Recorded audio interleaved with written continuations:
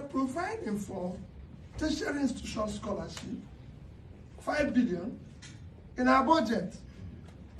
And we have 6 billion to build car park for legislators. P2B, after Bola Tinubu was inaugurated as the president, he said he has accepted the judgment of the Supreme Court, and he declared that he is now in the opposition and is going to be holding the government accountable. 3 or 4 major candidates contesting this election. Bola Tinubu was declared by INEC as the winner of the election. Atiku Abubakar, they say he came second. P2B, they say he came third. Then we have Kwankwaso. But among all these candidate, okay, let's just say Bola Tinubu is the president. Only Mr. P2B has been speaking and holding the government accountable. Where is Atiku Abubakar in the scheme of things? Okay, now he has come out to give an exposure on the recent budget that was added to the 2024 budget, and he gave a very exposure that most Nigerians are not aware. And I think Nigerians are easily carried away with things that do not really add meaning to their life, rather than looking at how government spends their money. I want you to listen to Mr. P2B. We are going to come back at the end of this video to analyze what Mr. P2B has said so far. Failure of leadership. It is failure of African leaders rising up to their responsibility that is keeping Africa where Africa is today. A continent of immense hope and resources. The only way to resuscitate and keep that hope is by having competence. Leadership. A leadership that means well. That is the only way to make a difference. As long as we continue hiring wrongly, as long as we continue having incompetent people who don't have capacity, we will remain where we are. To change that hope for the youth is to know that it requires sacrifice and everything. We talked about education. Yes, I agree with my dear sister that on issue of a colonized, educated, whatever I do. But what are the leadership today doing in terms of investing in those critical areas? I was just talking to Dr. Morgan this evening, and I said to him, yes, it's good when people, and that's not the, I do that with you. It's good to blame others for our problem. I don't believe in blaming anybody for my problem. I deal with the problem. We are dealing this evening. In my country, this year's budget is, we need, if there's anything Nigeria needs, it's human capital. Because that's what will drive our HDI. We have very low human capital. The HDI, we are 158 over 180 countries measured. So we need to invest in education. But we are providing for tertiary institution scholarship, 5 billion in our budget. And we have 6 billion to build car park for legislators. Is that a fault? That's because of colonialism. So let's talk about that on this. So this is where we start. We don't have a national library. As a country, the #1 country in Africa. Our national library was awarded in 1995, and it's being built to today. But our legislators are providing 3 billion to buy books for their own library. This is not an issue of colonialism. It is the issue I want us to start dealing with our problem. I don't believe that at this stage, anybody is the problem of Africa, except Africans themselves. And I want the youth to start dealing with the issue head on. And that's where I stand. Well, you might say that Mr. P2B is a presidential candidate. He's hoping to become the president, And he's saying all these things so that he will remain in the limelight, that whatever he's saying might not be true, where what you're about to hear is a greater exposure about what Mr. P2B has said so far. Budgeting of car park in the budget. And not only that, let us leave Tinubu aside for now. Let's listen to someone that is exposing your state governors, how they are sabotaging the economy, how they don't want the economy to grow. So many plans that have been given to the state governors that will help to boost the economy, that will create jobs. They sat on it and make sure that these things do not see the light of the day. So this is what you're about to watch. So I want you to watch keenly. At the end of the day, we are going to come back and analyze this whole video, both what Mr. P2B has said and what this man is saying here so far. They've simply prioritized and legally authorized the sharing and the looting. I say it with every sense of responsibility. If you look at that budget, it's very depressing. And you are even talking about cars and the 20 billion naira budgeted to refurbish and build new houses for those already reeking in luxury, the president and vice president. You didn't even look at the place where they budgeted 6 billion for car park. 6 billion for car park, 3 billion for books. How many of them can even read? To be sincere. And where they budgeted a lot of frivolous things. Just like you heard Shehu said, they budgeted 200% for the National Assembly. You know, it's very unfortunate that we've gotten to this level. You know, I was sharing with somebody yesterday, I said, looking at where we are today, the person was telling me, oh, after Christmas, dollar will come down to naira. I said it will not come down. Because if you look at it, 50% of the demand pressure on the dollar is corruption driven. The same thing with the boom in real estate property businesses in the high-brow areas. If you go to Banana Land, over 50% of the properties there are empty.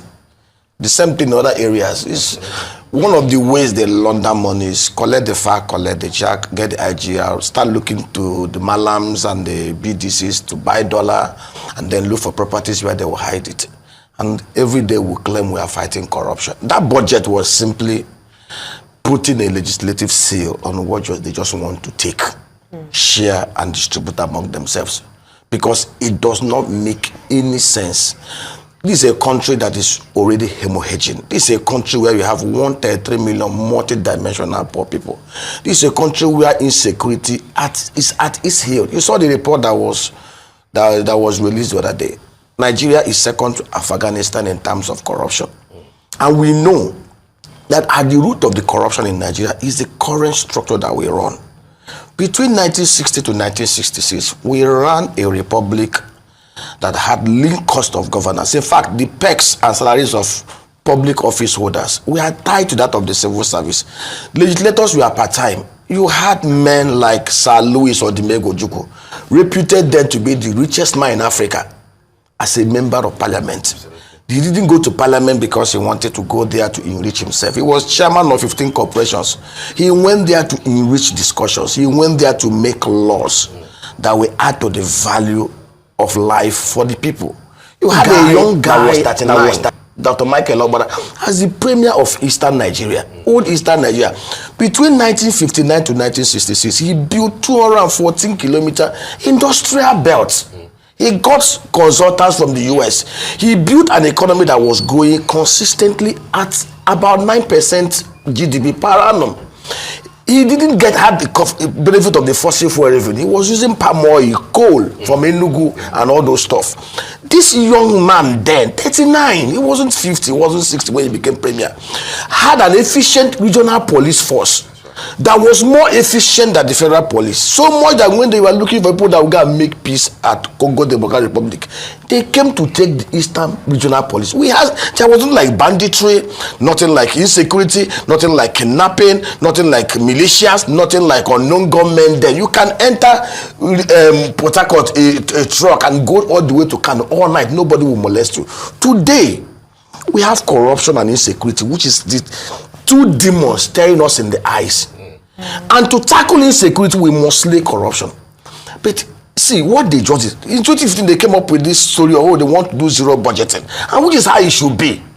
you look at what had happened over the previous years, you interrogate performance, and now based on that, but what they simply did was to bring out the 2023 budget, fleshing it, just do some abracadabra percentage increase over what they did last year, and that is it. And they took it, the president signed, and see, I feel sorry for Nigerians. And you saw what they said. They also included 100 million naira for school feeding. If you do not empower the parents of the student, how do you now want to feed them? This is dehumanizing. I've never, Chief Olusegun Obafemi Awolowo had an education system in the old Western Nigeria that was very efficient. Yeah. They had a school feeding program. It's not this kind of Babi al-Majid thing they are doing for Nigerians. Awolowo's system trained many of the people. Yes, in fact, one of those who benefited told me that even their lunch, they used to have half chicken for lunch. Correct. There was competition between the north, the southwest, the old west, the middle belt, the midwestern region. There was healthy competition. You could see everywhere was productive. You had the cotton of the north, the groundnut pyramid. You had the cocoa of the west. Last year, Ghana did $1.5 billion from cocoa. The southwest today can actually do $3 billion from cocoa. The southeast in 1965, Nigeria controlled 45% of the global palm oil market. Today, that market is $72 billion size. Unfortunately, Indonesia and Malaysia came to Calabar 80 years ago to pick the seedlings. Yeah. Nigeria is nowhere to be found. We consume over 2 million tons of palm oil. We only produce 1,050,000 tons. And we have a country where the palm grows in the wild. I run a group, the Southeast Farms. We came up with a proposal on how the Southeast government can work under the commune, because land in itself is owned communally, to develop 100,000 new tenera palm plantations. Community-wide, every community, 30 hectares, 50 hectares. We will provide them with the seedlings that does about 30 tons per hectare. We even volunteer to get private sector investors that will set up cottage factories in every local government area, because the Land Use Act confers so much power. How long ago did you present it? That was since 2019. It does not take anything from them. No response, because it will not afford them the opportunity of just awarding contracts, inflating it 300%, and stealing the money. You are not bringing anything. Local government areas, state, work with the communities. Provide them. So that day, you saw what they provided for agriculture. To make agric work, you must mechanize it. There was a time they said they wanted to buy 10,000 tractors under the public sector. I said, it's criminality. If you want to do it, work with National Sovereign Wealth Investment Authority. If you go to Akiwumi additional to that, say, okay, we need $1.5 billion under a private-public partnership arrangement to mechanize agriculture. We have 8,809 electoral wards in Nigeria. In every electoral ward, under a private-public partnership arrangement, there are capable that will manage it. Set them into clusters, bulldozers, caterpillars, harvesters. See, if we have this in place, we can develop 3,500 acres of land in every ward, specialize in every commodity. In the north, Nigeria is the only place where the date palm grows in the wild and fruits twice in a year. Egypt is 95% desert. Egypt consistently decided, okay, we want to use these fruits, these trees, to curb desertification and grow wealth and create oils of wealth. When Bible talked about a land flowing with milk and honey, that milk is from the cow and the animal husband. The milk is the date fruits. Egypt had developed, they are the biggest producers of date fruits. Saudi Arabia, as wealthy as they are, from 2006 till now, have developed over 1 million hectares of the date plantation. Nigeria, if the 19 northern governors, we send proposals to them, can decide every state 50 hectares, in 50,000 hectares, in clusters of 40 hectares, it will serve three purposes. It will enable you to have agro rangers, 25 armed and fully trained within every locality. They understand the environment. It will help even the pastoralists, the nomadic herdsmen, to see where they can have water and collocate with those guys. 50,000 hectares in every of the states. In 5 years, the northern states across the whole value chain will create 2 million jobs and be able to produce $12.5 billion annually over the next 70 years. Doctor. But these guys are not thinking. You cannot cure poverty by throwing stipend at people. The average Nigerian with his limbs and legs intact can make 5,000 naira every day. We are not lazy people. But they just want the enabling security environment, the enabling policy, physical environment. And the only way we can achieve this is for us to go back to the constitutional, physical, resource production and control and socio-economic structures that we had between 1960 to 1966. As long as we are dealing with this Abu Salam Abubakar 1999 constitution, I will tell you, Nigeria will continue to progress in error. We will continue to progress. From 1999 till now, we've been going down. The best government we had was Obasanjo's government. After Obasanjo, Yar'Adua came in. That good man, God bless his soul, health could not allow him to perform. From Yar'Adua till now, we have been progressively going down the drain. And from what I've seen now, last time I came, I said, let us hope. Hope is the only thing that will keep us alive. But I can tell you, from what I have seen, from the local government areas to the states, I devote 4 hours every day looking at these things. I tell you, only God will save us. Only God will help us. Check all the major mainstream media. You won't see the story of what Mr. P2B has said so far. You won't see it. You won't even see it. You are able to get this in because you have someone like Mr. P2B that is holding the government accountable. Now, you know the story that is trending. A documentary about someone that is late, that has no bearing on the economy of Nigeria, that has no bearing in your life. But this is what Nigerians tend to talk about. But what concerns you, your life, your future, people are not talking about it. It's like it's a normal norm for looting to be going on in this country. Most of you do not even understand the budget. You don't even know what the budget is all about. Okay, follow someone that is giving you analysis of the budget. You say no.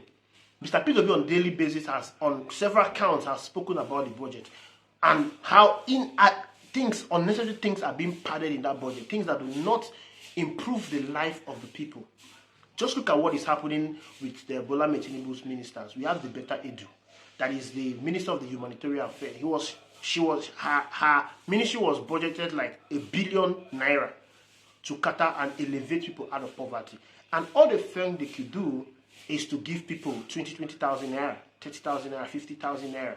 I wonder how this is going to alleviate poverty. Now, let's look at the scheme of things. In the economy of this Nigeria, what will 20,000 naira do for people? A family of 4, what will 20,000 naira do for them? Some of you, I don't know, the data you purchase in order to keep on with date with what is happening in the world is less than, it's more than 20,000 naira.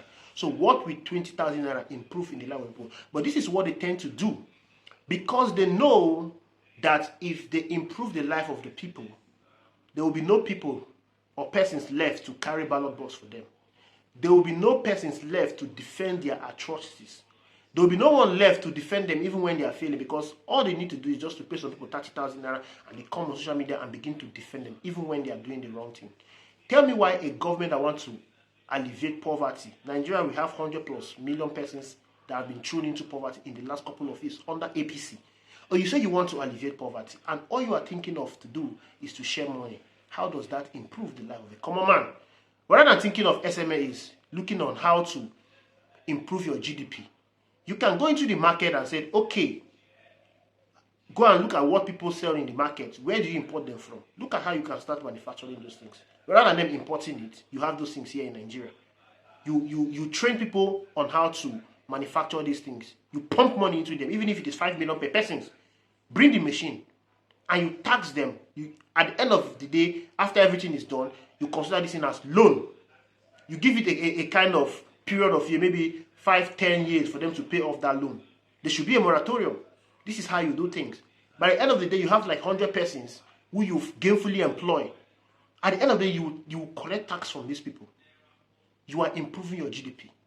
I am sure they know of these things, but they will not do it. They will rather give money to someone who has not created wealth before. Someone who has not built a business empire before. You are giving her ministry 100 billion to alleviate poverty. How will she know how to alleviate poverty when she has not created a business that is boosting the economy? And at the end of the day, this money go back to the pockets of individuals. Nigerians think. Nigerians run. Let me use the word Yoruba. Run. Nigerians run. Think. For how long are you going to continue in this cycle?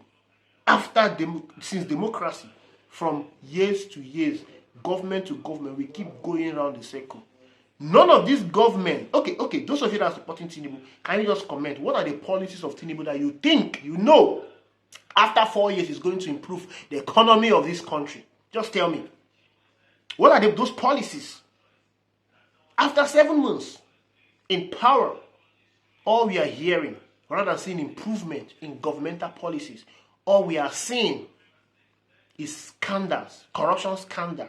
It's barely 7 months. And one of the other ministers that most of you have been praising on social media, the Minister of Interior, is being fingered in this corruption scandal. For how long are we going to continue with this? For how long are we going to keep recycling leaders that do not care about us? Rather are you talking about these things? Rather are you focusing on your leaders that controls your life with one single policy? They control your life. Of course, President Bola Tinubu came up and announced petrol subsidy. It's gone. That is a policy. It affected your life. Rather than you talking about it, you are busy discussing about a documentary that was released about somebody that is late. Of what benefit is that documentary? Tell me, of what benefit is that documentary? It's time for every one of us to rise up, because this country belongs to every one of you. Every one of us. If we don't work to ensure that things are done in the right way, the brunt is going to fall on you and I, not those people there. Thank you very much. Do have a lovely day. Ensure you subscribe and drop your comment reaction in the comment box.